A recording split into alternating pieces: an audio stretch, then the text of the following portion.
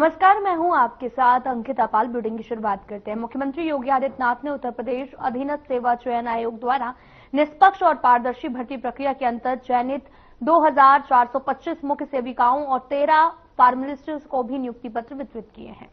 और इस दौरान सीएम योगी ने कार्यक्रम को संबोधित किया।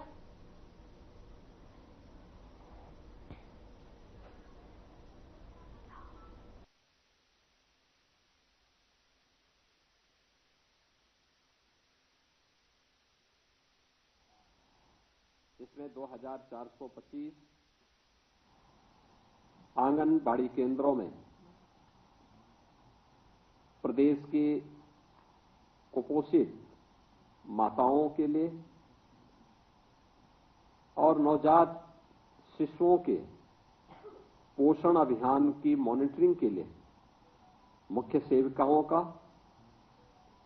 और 13 फार्मासिस्ट की चयन की प्रक्रिया संपन्न होने के उपरांत आज नियुक्ति पत्र वितरण का कार्यक्रम हो रहा है। मैं सबसे पहले जो प्रदेश भर की बेटियों को यह अवसर प्राप्त हो रहा है, उन सबको, उनके परिवार के सभी सदस्यों को इस चयन की प्रक्रिया में सफलतापूर्वक नियुक्ति पत्र वितरण होने के इस अवसर पर प्रदेश सरकार की ओर से हृदय से बधाई देता हूं और अधीनस्थ सेवा चयन आयोग को इस पूरी प्रक्रिया को निष्पक्ष, पारदर्शी और शासन की मंशा के अनुरूप करने के लिए हृदय से धन्यवाद भी करता हूं। वास्तव में हर एक युवा के मन में एक सपना होता है और उस सपने को प्राप्त करने के लिए वह अपने स्तर पर प्रयास करता है, एक स्वस्थ प्रतिस्पर्धा को आगे बढ़ाने का काम करता है। उस युवा के सपने को मंच देने का काम किसी भी लोकप्रिय सरकार को करना चाहिए। इस सरकार का दायित्व होता है युवा प्रतिभाशाली होता है, ऊर्जा से भरपूर होता है, उसको सही दिशा मिल सके, वह राष्ट्र निर्माण की प्रवर्तमान अभियान का हिस्सा बन सके, यह किसी भी सरकार की जिम्मेदारी बननी चाहिए। लेकिन जब वही युवा भेदभाव का शिकार होता है, बेईमानी और भ्रष्टाचार की भेड़ चढ़ता है, ये क्षति केवल एक युवा की नहीं होती, राष्ट्रीय क्षति होती है। राष्ट्र उस प्रतिभा से वंचित होता है, पीढ़ियां उस प्रतिभा से वंचित होकर के, कुंठित होकर के निराशा और हताशा की ओर जाती है।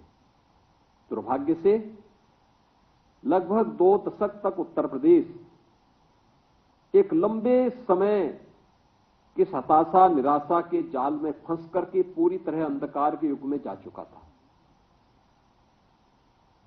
2017 के पहले यही होता था, नियुक्ति नहीं हो पाती थी। अगर नियुक्ति कहीं से आ भी गई तो उसमें बंदरबांट होता था। बेईमानी और भ्रष्टाचार इस कदर में होती थी कि योग्यता के आधार पर किसी भी युवा को उसका चयन नहीं मिल पाता था। परिणाम होता था न्यायालय को हस्तक्षेप करना होता था और उसके बाद फिर ये मामले आगे बढ़ते थे। परिणाम क्या रहा? उत्तर प्रदेश की नियति हो गई थी बीमारू राज्य बनने की। उत्तर प्रदेश को परमात्मा ने, प्रकृति ने बीमारू नहीं बनाया था। बेईमान राजनीतिक दलों ने उत्तर प्रदेश को बीमारू बनाया था। मानसिक रूप से बीमार लोगों ने उत्तर प्रदेश को बीमार बनाया था। ये उत्तर प्रदेश अपनी प्रकृति से और प्राकृतिक संसाधनों से दुनिया का सबसे समृद्ध प्रदेशों में से गिना जाता है। लेकिन यहां की बीमार मानसिकता की राजनीतिक दलों ने, सत्ताधारी दलों ने उत्तर प्रदेश को बीमारू राज्य की श्रेणी में ला करके खड़ा कर दिया था। युवाओं के सामने पहचान का संकट खड़ा हुआ तो उत्तर प्रदेश के सामने पहचान का संकट खड़ा हुआ। आज मैं देख रहा था ये नियुक्ति पत्र वितरण के दौरान, इसमें आजमगढ़ के भी युवाओं को सेवा का अवसर प्राप्त हुआ है, अमरोहा को भी प्राप्त हुआ है, शामली को भी प्राप्त हुआ है, लखनऊ, कानपुर, आगरा, गोरखपुर, वाराणसी, प्रयागराज, ये जनपद ऐसे हैं जहां पर एक प्रतिस्पर्धा है, लोगों के लिए साधन है। लेकिन लखीमपुर खीरी और नेपाल बॉर्डर के दुधवा नेशनल पार्क के जंगलों के बीच थारू जनजाति से जुड़ी हुई कोई बेटी चयन हो जाती है तो मान के चलिए चयन की प्रक्रिया पारदर्शी हुई है।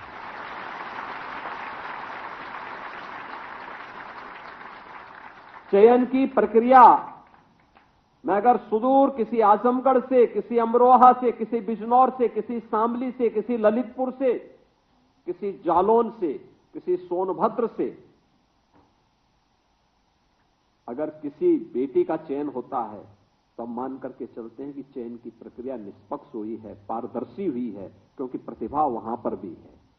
और इस पूरी चयन की प्रक्रिया में आपने इन सब बातों को देखा होगा। नियुक्ति की प्रक्रिया के दौरान भी मैं देख रहा था, और एक नहीं, मैं तो अभी जो सूची मेरे सामने है इस सूची को मैं देख रहा था, 2-2 थारू बेटियों का चयन हुआ। यानी जिन तक नौकरी नहीं पहुंच पाती थी, जिन तक योजनाएं नहीं पहुंच पाई थी, आज उन तक नौकरी पहुंच रही है।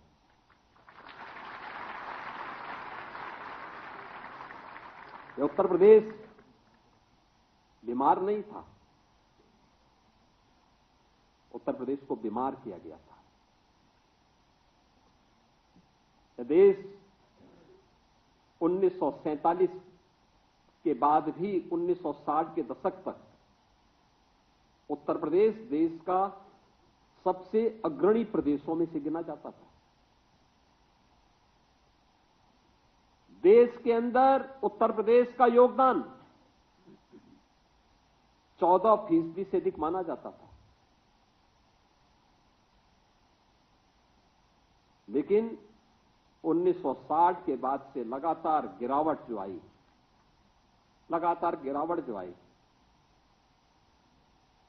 1990 के बाद लगातार इसमें और तीव्रता के साथ ये गिरावट आती गई, और 2017 आते आते उत्तर प्रदेश का देश के विकास में योगदान 8% से भी कम हो गया था। हर शासन की योजना में उत्तर प्रदेश पीछे होता था। क्या खाद्यान्न उत्पादन में, क्या प्रदेश के अंदर इंफ्रास्ट्रक्चर में, क्या इन्वेस्टमेंट में, किसी भी फील्ड में उत्तर प्रदेश एकदम पिछड़ता गया। यहां के नौजवान कहीं उत्तर प्रदेश से बाहर जाते थे, यहां तो नौकरी नहीं मिलती थी, कोई रोजगार नहीं होता था। लेकिन यहां का नौजवान जब उत्तर प्रदेश से बाहर जाता था तो बाहर जाकर के भी उसके सामने पहचान का संकट खड़ा होता था।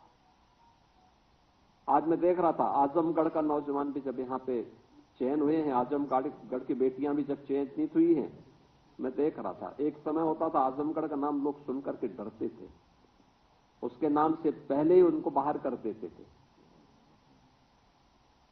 होटल और धर्मशाला में रूम नहीं देते थे लोग।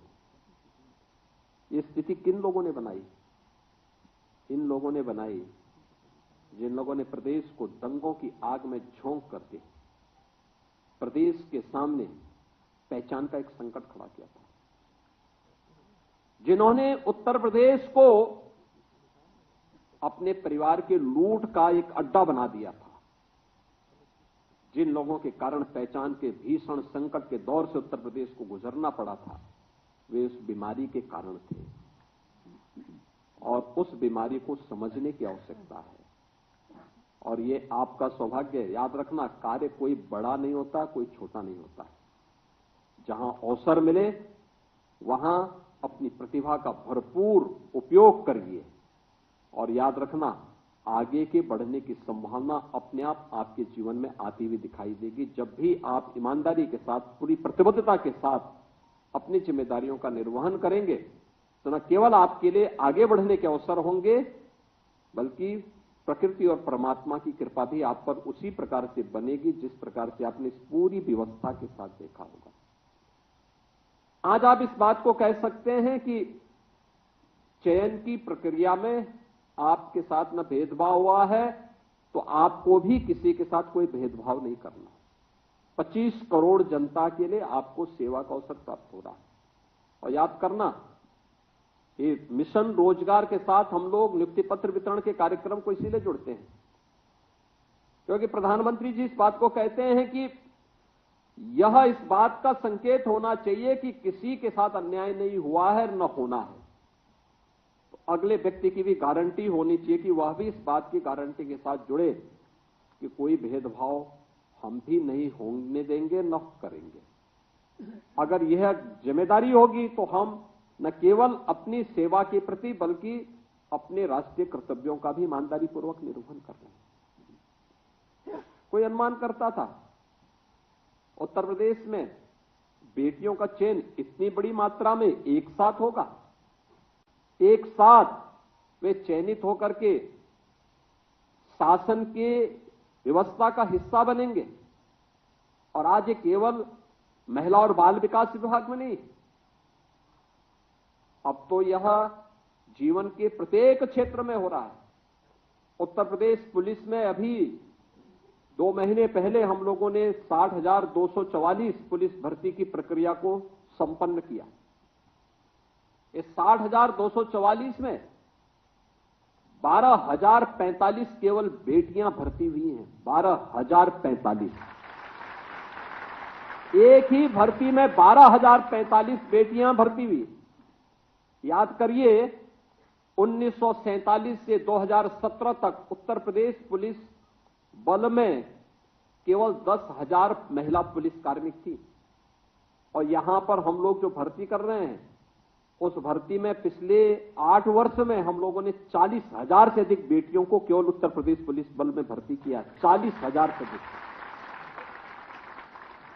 यानी ऐसा नहीं कि प्रतिभा की कमी उनमें पहले भी रही हो, लेकिन अवसर नहीं मिलता था। 1,56,000 शिक्षकों की भर्ती अकेले बेसिक शिक्षा परिषद में हुई और 1,56,000 शिक्षकों की भर्ती में ज्यादातर बेटियां भर्ती हुई हैं, जो अपना योगदान आज प्रदेश के अंदर दे रही हैं, बेसिक शिक्षा के उन्नयन के लिए कर रही हैं। सरकार ने भी इन 8 वर्षों में प्रयास किया है। आंगनवाड़ी केंद्रों के लिए, बेसिक शिक्षा परिषद के लिए। अभी आपने देखा होगा, विपक्ष के पास कोई मुद्दा होता नहीं, हर एक उसको मुद्दा बनाने का प्रयास करते हैं। एक नकारात्मक दृष्टिकोण है। जिन लोगों की नकारात्मक दृष्टिकोण ने प्रदेश को बीमारू बनाया था, आज उनके द्वारा उठाए जाने वाले वे नकारात्मक मुद्दे फिर से प्रदेश को उसी झंझावत में, उसी जाल में उलझाने का प्रयास करते हैं। जब हम लोगों ने कहा कि प्रदेश के अंदर जर्जर विद्यालयों को शिफ्ट करना चाहिए, क्योंकि आपने देखा होगा एक राज्य में एक जर्जर विद्यालय भवन गिर गया, अनेक बच्चे उस जर्जर भवन के नीचे दब करके मर गए, दर्जनों बच्चे घायल हो गए।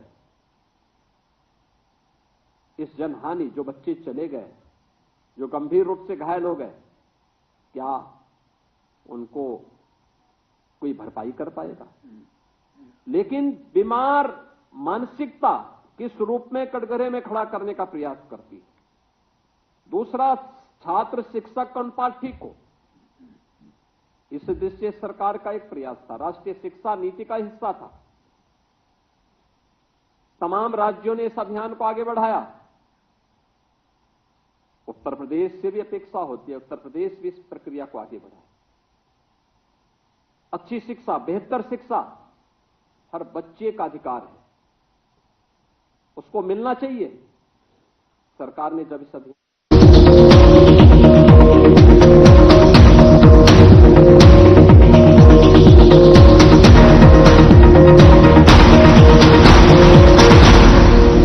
लोग सेहत बनाने के लिए क्या क्या नहीं करते। जिम जाते हैं, कसरत करते हैं, काजू बादाम प्रोटीन के डिब्बे तक घोल घोल कर पीते हैं, फिर भी उनकी सेहत नहीं बनती, क्योंकि उनका पाचन तंत्र खराब है। और जब तक के पाचन तंत्र दुरुस्त नहीं होगा, वो जितना मर्जी अच्छे से अच्छा खा ले, उनकी सेहत नहीं बन सकती। इसलिए हमारी संस्था सन्यासी आयुर्वेदा ने एक ऐसी दवा का निर्माण किया है जो कि आपके लिवर को, आपके पाचन तंत्र को दुरुस्त करने का काम करती है, ताकि आप जो भी खाएं उसका पूरे का पूरा निचोड़ आपके शरीर को लगे, आपकी भूख बढ़े, खाया पिया सही से लगे, नया खून बने, हड्डियों में जान आए, वजन बढ़े और आप मोटे तगड़े खूबसूरत पर्सनैलिटी के मालिक बन जाएं। सिर्फ 699 रुपए की पूरे एक महीने की दवा होती है और आप इसे घर बैठे 01145454545 पर फोन करके दवा मंगवा सकते हैं। यशस्वी प्रधानमंत्री नरेंद्र मोदी जी के मार्गदर्शन में माननीय मुख्यमंत्री योगी आदित्यनाथ जी द्वारा अपनाई गई परंपरा के साथ प्रगति की नीति गोवंश संरक्षण और गोधन इकोनॉमी की दिशा में समूचे देश के लिए बन गई एक मॉडल योजना। 2018-19 में निराश्रित गोवंश की समस्या के निदान हेतु स्पष्ट नीति निर्धारण के बाद प्रदेश में अवैध बूचड़खाने बंद हो गए। 2017 से पहले सिर्फ 100 गो आश्रय स्थल थे, 2025 में जिनकी संख्या 7,700 से भी अधिक हो चुकी है। मुख्यमंत्री सहभागिता योजना के अंतर्गत गोवंश के भरण पोषण के लिए डीबीटी के माध्यम से वितरित की जा रही है सहायता राशि। 2017 के बाद गोधन उत्पादों के अर्थतंत्र को पहली बार समझा गया तो आर्थिक उन्नति का नया मॉडल भी स्थापित हो गया। महिला स्वयं सहायता समूहों की सक्रिय भूमिका ने ग्रामीण क्षेत्रों में सृजित किए रोजगार के नए अवसर। काम दमदार, डबल इंजन सरकार।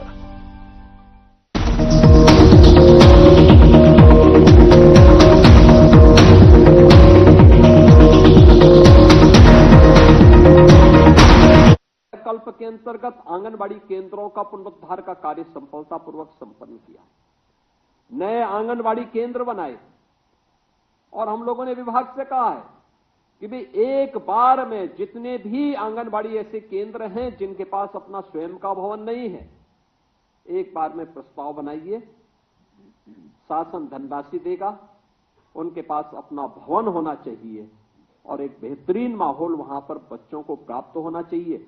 यह सरकार की प्रतिबद्धता है, क्योंकि अगर हमारा बचपन स्वस्थ होगा तो उसकी जवानी भी और उसका बुढ़ापा भी अपने आप ही स्वस्थ हो जाएगा, देश का भविष्य सुधर जाएगा, संवर जाएगा और इसको सजाने संवारने का काम आपके हाथों में आ रहा है, आपके हाथों में आ रहा है। याद रखना, देश के बचपन को बचाने की पूरी जिम्मेदारी, प्रदेश के बचपन को बचाने की महत्वपूर्ण जो जिम्मेदारी है वह दायित्व आपके ऊपर आ रहा है। इसी के लिए प्रधानमंत्री जी ने इस बात को कहा। हमेशा प्रधानमंत्री जी इस बात पर जोर देते हैं कि जो हमारी आंगनबाड़ी की बहनें हैं, उन बहनों का काम उसी प्रकार से है जैसे मां यशोदा का काम था। भगवान श्री कृष्ण को उनके जन्म से लेकर के और 6 वर्ष की उम्र तक का लालन पालन मां यशोदा ने किया था। याद रखना, जब भी कृष्ण की बात आती है, श्री कृष्ण की बात आती है, तो मां यशोदा को भी हर व्यक्ति याद करता है, स्मरण करता है, उसी श्रद्धा भाव के साथ उन्हें सम्मान देता है। आपका स्थान भी वही बनने जा रहा है। आप उन आंगनबाड़ी केंद्रों में जो बहनें काम कर रही हैं, उनकी मॉनिटरिंग के लिए, उनका वहां पर मॉनिटरिंग के लिए आपको एक मुख्य सेविका के रूप में अपने दायित्व का निर्वहन करना है। वहां पर उस दायित्व का निर्वहन करना होता है, उसके साथ आपको जुड़ना है। तो एक बड़ी जिम्मेदारी है। हमें अपने कार्यों के माध्यम से ये दिखाना होगा कि बेटा हो या बेटी कोई भेदभाव नहीं होना चाहिए। लोगों में एक अवेयरनेस पैदा होना चाहिए, एक जागरूकता बहुत महत्वपूर्ण है। और इसी के लिए प्रदेश में हम लोगों ने मुख्यमंत्री कन्या सुमंगला योजना चलाई। मुझे प्रसन्नता है कि अभी 26 लाख बेटियों को हम इस योजना के साथ जोड़े हुए। ये 26 लाख से अधिक बेटियां जन्म से लेकर के स्नातक तक की पढ़ाई के लिए सरकार के उस 25,000 के पैकेज के साथ जुड़ चुकी है। हम लगातार इस अभियान को आगे बढ़ाना चाहते हैं और भी संख्या में ये चीजें आगे बढ़े। बेटी शादी योग्य होगी जिन परिवारों में साधन नहीं है, उसकी जिम्मेदारी सरकार लेगी। मुख्यमंत्री सामूहिक विवाह योजना में ऐसी बेटियों की शादी के लिए, हर बेटी की शादी के लिए 1 लाख रुपए की व्यवस्था सरकार कर रही है, सरकार दे रही है। और मुझे प्रसन्नता है कि 4 लाख बेटियों की शादी इस योजना के माध्यम से अब तक प्रदेश सरकार संपन्न कर चुकी है। ये चीजें तब होती हैं जब सरकार की मंशा बिना भेदभाव के इन कार्यक्रमों को आगे बढ़ाने की होती है। मातृ वंदना योजना में 183 करोड़ रुपए से अधिक की धनराशि अब तक वितरित की जा चुकी है। ये लगातार आगे बढ़ाई जा रही है।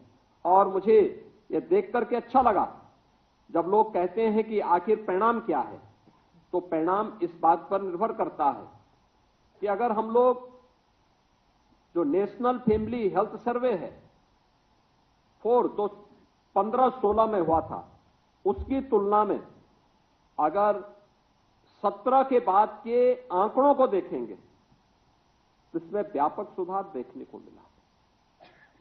यानी ये दिखाता है कि एक सही दिशा में हम लोग चल रहे हैं। खासतौर पर अगर हम देखेंगे तो पहले 4 वर्ष में ही 17 के बाद पहले 4 वर्ष में जो हमारे सामने परिणाम आए, महिलाओं में एनीमिया के स्तर में 5.1% का सुधार हुआ, स्टंटिंग में 6.6% की, अल्प वजन में जो प्रीमेच्योर बच्चे हो जाते हैं 7.4% की, सूखापन में 0.6% के का सुधार हुआ और शिशु मृत्यु दर घट करके 38 हो गई और मातृ मृत्यु दर 197 हो गई। यानी ये चीजें दिखाती हैं कि प्रधानमंत्री जी की जो मंशा है उसके अनुरूप इसे हम तेजी के साथ आगे बढ़ा रहे हैं। और अभी कुछ ही महीनों में जब आंगनबाड़ी केंद्रों में स्मार्टफोन मिलेंगे, उनकी ट्रेनिंग होगी, डाटा अपलोड होने, ये डाटा इससे भी बेहतर हुए होंगे, लेकिन नियमित रूप से रियल टाइम मॉनिटरिंग न होने का परिणाम है, या वह डाटा हमें समय पे न मिलने के नाते अपलोड समय पे न होने का परिणाम होता है कि बहुत बार सही आंकड़े न पहुंचने के कारण भी हमारे आंकड़े कम देखने को मिलते हैं। लेकिन अभी बहुत शीघ्र जब ये मिलेंगे तो मैं कहता हूं इसमें काफी बड़े पैमाने पर इसमें परिवर्तन आएगा और उस परिवर्तन का वाहक आपको बनना पड़ेगा। हर आंगनबाड़ी केंद्र के अंदर व्यवस्था को देखना, समय पे पोषाहार मिल जाए, कुपोषित मां हो या बच्चा हो, उसके लिए उपलब्ध पोषाहार समय पे उन्हें मिले, सभी प्रकार की शासन की योजनाओं का लाभ उन्हें प्राप्त हो सके। हमारा प्रयास होना चाहिए कि हम वहां पे एक टीम लीडर के रूप में मार्गदर्शन करें, सोसाइटी को जागरूक करें, आगे बढ़ने के लिए प्रेरित करें, अपना स्वयं का आंगनबाड़ी केंद्र बन सके, इसके लिए प्रस्ताव देना, इन कार्यक्रमों को आगे बढ़ाना। और अगर इन कार्यक्रमों को हम आगे बढ़ा देंगे, सरकार ने इस दिशा में काफी चीजें आगे बढ़ाई हैं और इन चीजों को आगे बढ़ाने के लिए हम लोग जब तेजी के साथ कार्य कर रहे हैं, आज परिणाम है। आज यहां पे मुख्य सेविकाओं के 2425 नियुक्ति पत्र वितरित हो रहे हैं, लेकिन आपकी नियुक्ति के पहले जनपद स्तर पर 19,424 आंगनबाड़ी कार्यकर्तियों की भी नियुक्ति की प्रक्रिया सकुशल संपन्न हो चुकी है। इसी वर्ष संपन्न हुई है ये सब। याद करिए, इतना बड़ा कभी नहीं, इतने बड़े पैमाने पे नियुक्ति कभी नहीं हुई। 19,424 अभी यहीं पे संपन्न हुई है। इसके साथ ही 3,000 से अधिक आंगनबाड़ी सहायकों की भी, जो आंगनबाड़ी सहायिकाएं थी, उनका भी आंगनबाड़ी कार्यकर्त्री के रूप में उनको प्रमोशन दिया गया, यानी उनके मानदेय में उसके साथ ही बढ़ोतरी भी हुई है। और 22,290 जो मिनी आंगनबाड़ी थे, उनको मुख्य आंगनबाड़ी केंद्र के रूप में परिवर्तित किया है। और परिवर्तित करने का परिणाम क्या है कि जो वहां पे सहायिकाएं काम कर रही थी, उनको भी अब मुख्य आंगनबाड़ी केंद्र में आंगनबाड़ी कार्यकर्त्री की तर्ज पर मानदेय उपलब्ध हो सकेगा। ये सभी कार्यक्रम सरकार के द्वारा फिलहाल बुलेटिन में इतना ही। नमस्कार।